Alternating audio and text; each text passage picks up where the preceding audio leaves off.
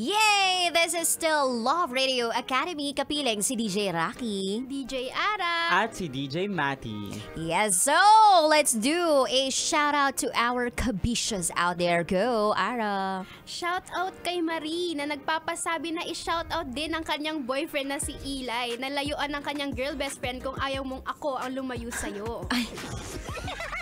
Grabe yun. Hi kay Marie. Lantaran na ito, no? Yes. Yung boyfriend niya si Eli, Yes po, na si merong Eli. girl best friend. Oh. Grabe na, girl best friend. Kaya nga eh. Kayo ba? Selosa kayo? Kaya ko, DJ Rocky, super silosa ko talaga. Talaga? Kahit maliit na bagay, pagsiselosan ko yan. Sige, paano mo masasabi na magsiselos ka na sa action na ito? Ano yung action na yon? Halimbawa, like, pag may girl siyang kasama na alam niya ha na may gusto sa kanya, tas ayaw, pero hindi niya pa rin nilalayuan, like, gusto niya ba yung attention, like, grabe na yun, doon ako magsiselos. Tapos magsasabi ka sa kanya, lalayuan mo to. Minsan hindi nga ako nagsasabi, like, gusto Gusto ko mong malaman niya. Oo, makiramdam ka naman, no? Hello, respeto sa... Paano kung hindi gagawa ng paraan yung boyfriend? Anong gagawin? Ay, ano ba pwede? I-call out ko na siya, syempre. Paano kung hindi pa rin siya lumayo doon sa girl best Ako na friend? yung lalayo. Oh. How about you, DJ Matty?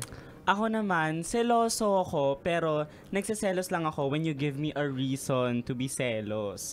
Pag sa actions mo talaga, and pag hindi ka self-aware na parang nasasaktan mo na ako or na-hurt na ako sa mga actions mo, syempre like, ano na yun, boundaries ko na yun na, sige, if gusto mo dyan ka na lang and lalayo na ako na yung aalis. Yes. At saka napakahalaga rin kasi sa isang relationship na secured ka, yung assured ka, at sure ka lang of his love na ikaw lang at wala nang iba. Kasi kung ginagawa niya yung mga bagay na ginagawa ninyong dalawa sa ibang tao, lalo pat girl best friend yun, there is something wrong, right? Yes. And eto pa yun, kapag hindi mo talaga lubusan pang kilala si girl best friend, meron kang feeling of insecurity eh. So, dapat talaga maipakilala si girl best friend.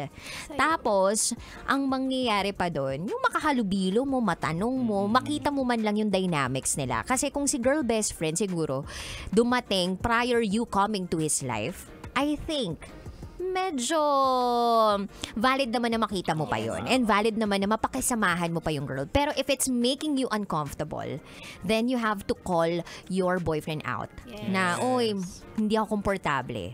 Tapos kapag hindi nagbago, edi humanap ka ng bago. Wow! Ay, true.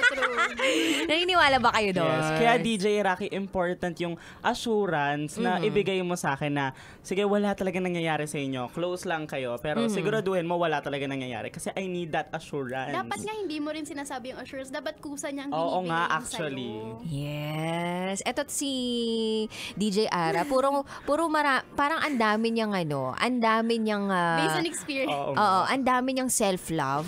Ang dami niyang self-respect, Dapat self-care. alam mo yan sa sarili mo. Oo, Yung parang worth ang dami mo. na sigurong nangyari na parang naiwan ka, naloko ka. May mga ganun na ba? Yes po, meron. Siyempre.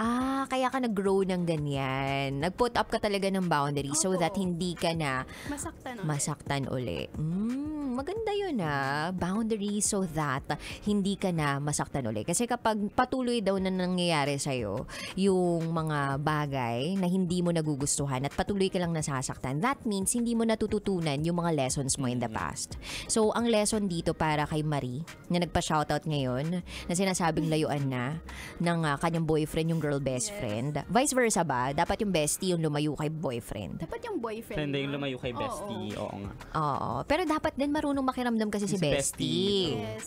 Kumbaga pag nararamdaman na dapat ni bestie na, uy, may girlfriend, wag ka nang humalong, wag ka nang parang as if ako yung jowa. Respeto naman sa girlfriend. Totoo. Kung best friend ka, umakto ko ng parang best friend ka. Pero kung jowa ka, umarte ka ng parang jowa ka. Wag yung best friend ka, umaarte ka ng parang jowa. Kasi meron dyan yung parang sense of ownership Yes. At saka yung ego din, yung pride siguro ng bestie na, oh my gosh, dati ako lang to. Tapos biglang nandito yung girlfriend niya. May mga ganun Gano'n na ba sila girls. katagal? Actually, 3 years na eh. Nag-start sila nung pandemic daw.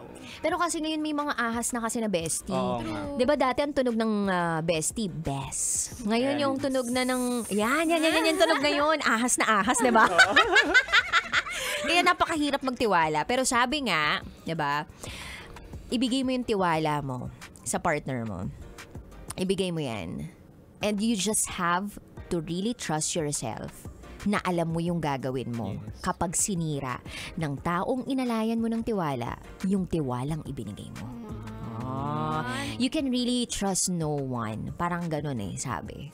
But all you need to do is to trust yourself that no matter what happens, you got you.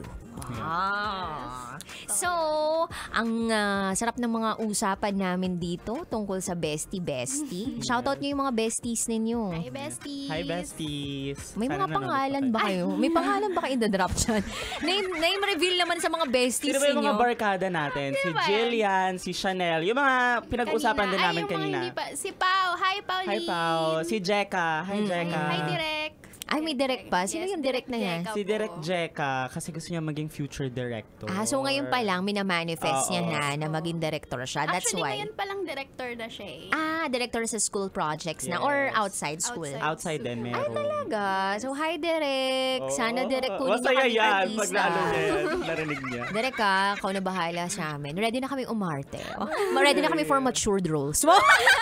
Charot with Arata. Mamaya po, makakapiling nyo pa rin kami kasama si DJ Rakitera. DJ Ara. At si DJ Matty. Dito lang yan sa Love Radio Academy 90.7 Love Radio. Now let's listen to Footloose by Kenny Loggins. Sasakyan sigaw